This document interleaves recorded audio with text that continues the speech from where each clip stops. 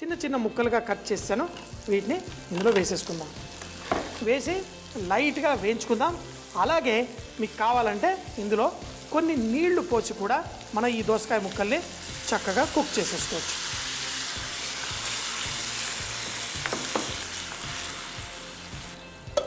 మనం మూత పెట్టేసి మంచిగా ఆ ముక్కలు ఉడికేంత వరకు కుక్ చేసుకుందాం. ఈ తోటకూర కాడల్లా ఉన్న కాడలు తీసేసి మిగతావి సన్నగా కట్ చేసేసుకుందాం. మనకి ఈ తోటకూర పులుసు చాలా ఇష్టం, కానీ అదే మనం దోసకాయ, అదే శనగపప్పు ఇవన్నిటితో వేసి కొంచెం పులుపు యాడ్ చేసుకుంటే ఈ తోటకూర టేస్ట్ మరింత పెరిగిపోతుంది. ఈ దోసకాయలు ఉడకడానికి మరి కొంచెం సేపు పడుతుంది. ఈ లోపల మనం కొంచెం పచ్చిమిరపకాయలని కూడా కట్ చేసేసి వేసేసుకోవచ్చు.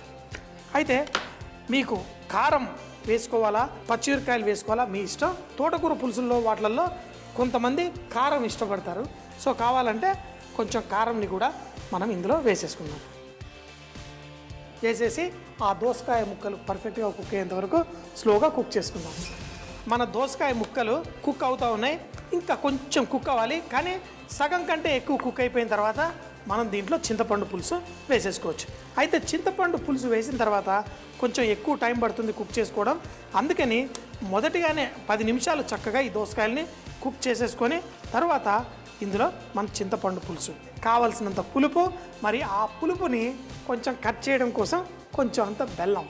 ముఖ్యంగా వెజిటేరియన్ పులుసులు చేసుకున్నప్పుడు ఆ చింతపండు పులుసు వేసిన తర్వాత కొంచెం అంత బెల్లం వేసుకుంటే చాలా బాగుంటుంది. మీరు మామూలుగా చేసుకునే పప్పుచారు వీటిల్లో కూడా కొంచెం, అంటే రుచి ఎదుటి వాళ్ళు గుర్తుపట్టకూడదు ఇందులో బెల్లం వేసామని, అంత కొంచెంగా వేస్తే టేస్ట్ చాలా బాగుంటుంది. ఇప్పుడు దీన్ని మరి కొంచెం సేపు కుక్ చేసిన తర్వాత ఆ చింతపండు పులుసులో ఉన్న పచ్చిదనం పోయిన తర్వాత మనం ముందుగానే శనగపప్పుని చక్కగా ఉడికిచ్చేసుకున్నాం. కొంచెం పసుపు వేసి ఉడికించుకోండి. దాని తర్వాత తోటకూర కూడా రెడీ ఉంది. కొంచెం సేపు ఇది ఉడికిన తర్వాత మన శనగపప్పు అలాగే ఈ ఆకుకూర కూడా వేసుకుందాం. మనం ముక్కలన్నీ చక్కగా ఉడికిపోయాయి. ఇప్పుడు మన శనగపప్పు ఇందులో వేసేసుకుందాం. శనగపప్పు పూర్తిగా చితికిపోకుండా ఇలా పప్పులా ఉండాలి ఉడికిన తర్వాత కూడా. అప్పుడే దీంట్లో మంచి టేస్ట్. దీంట్లో ఉప్పు అవి ఇవి అడ్జస్ట్ చేసుకుందాం. దీంట్లో తగినంత ఉప్పు వేసేసుకొని మనం కలిపేసుకుందాం. మన శనగపప్పు ఇదంతా చక్కగా పర్ఫెక్ట్గా కుక్ అవుతుంది. ఇందులో మన తోటకూర వేసేసుకొని, ఏంటి తోటకూర ఎంతసేపు అండి ఉడకడం, ఇలా కేవలం ఇది వేసుకున్న తర్వాత 2 నిమిషాలు. ఒక్కసారి ఇందులో తోటకూర కలిపిన తర్వాత మళ్ళీ మూత పెట్టకండి, ఎందుకంటే ఆకు రంగు కొంచెం నలుపు వచ్చేస్తుంది. చాలా సింపుల్గా మన తోటకూర, మన దోసకాయ, ఈ శనగపప్పుతోటి కట్టి దాల్ రెడీ అయిపోయింది. ఇప్పుడు దీన్ని మనం వేరే మాంసాహారపు కూరలు సైడ్లో ఉన్న దాంతో కూడా తోడుగా వెళ్తుంది. దీన్ని మంచి పులావ్ అన్నంతో కూడా కలుపుకొని తినచ్చు, లేదంటే కేవలం వైట్ రైస్తో కూడా దీన్ని కలుపుకొని తింటే మంచిగా ఉంటుంది. సో మరి ఒక 2 నిమిషాల్లో స్టవ్ కట్టేసి ఎంజాయ్ చేద్దాం. అన్నీ పర్ఫెక్ట్గా ఉన్నాయి. దీంట్లో మంచిగా వేసేసుకుందాం. చూడండి అమ్మ, అలాంటి వాళ్ళది నిజమైన ప్రేమ కాదు, అది వ్యామోహం. ఎగ్జాక్ట్లీ చిన్నత్త, నిజంగా ప్రేమించుకున్న వాళ్ళు అలా చేయరు. ఎంత మనసు విరిగిపోతే కన్న కూతుర్ని పట్టుకొని మా దృష్టిలో చచ్చిపోయా ఉంటుందా తల్లి? అది సరే అమ్మా, తన కూతురుతో తన మాట అనేటప్పుడు ఆమె మాటల్లో వ్యథ, కళ్ళల్లో బాధ గమనించావమ్మా? పెద్దబాబుకు బర్త్డే విషెస్ చెప్పు కూడా వెళ్ళాం కదా. ఊరికే ఎలా కాలిపోతుంది?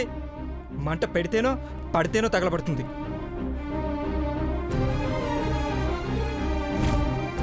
కరెక్ట్ చిన్నబాబు, నీకొచ్చినట్టే నాకు డౌట్ వచ్చింది.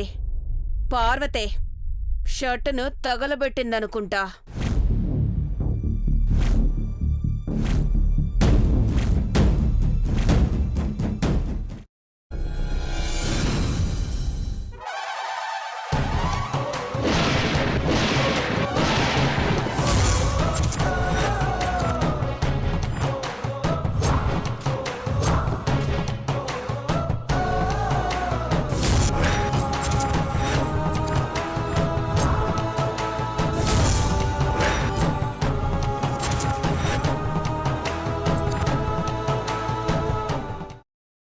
పెట్టుకున్న తర్వాత పొట్టు తీసేసి చాప్ చేసి పక్కన పెట్టుకోవాలి.